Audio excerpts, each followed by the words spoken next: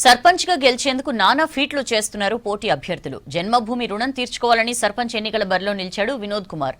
విమర్శకులకు జవాబు చెప్పేందుకు వినూత్న ఆలోచనతో అభివృద్ధి సంకేతాలు పంపించాడు నిర్మల్ జిల్లాలో ఓ సర్పంచ్ అభ్యర్థి.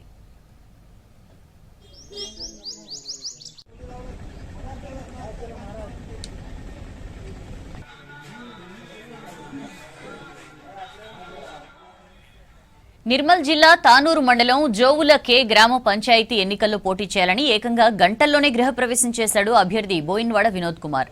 బోయిన్వాడ వినోద్ కుమార్ మహారాష్ట్రలో ధర్మాబాద్లో స్థిరపడ్డాడు. పుట్టిన గ్రామాన్ని అభివృద్ధి చేయాలనే సంకల్పంతో సర్పంచ్ అభ్యర్థిగా పోటీలో నిలిచాడు. అయితే గ్రామంలో ఇల్లు లేని వ్యక్తి ఎలా పోటీ చేస్తారని బాహాటంగా విమర్శించారు. దీంతో కంటైనర్ హౌస్ ను కొనుగోలు చేసి గ్రామంలో తన స్థలంలో ఏర్పాటు చేశాడు వినోద్ కుమార్.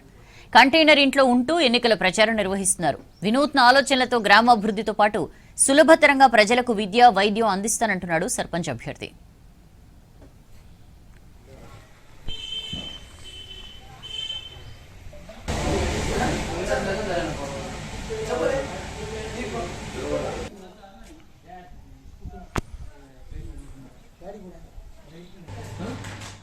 నేను బిజినెస్ పర్పస్ నుంచి నేను ధనవాదలో సెటిల్ అయింటి, కానీ ఇక్కడ వచ్చి ఊరు కోసం మిమ్మల్ని చేయాలని మా మనసులో ఉండి ఆ హిసాబ్తో నేను సర్పంచ్ ఎలక్షన్కు నిల్చున్నా.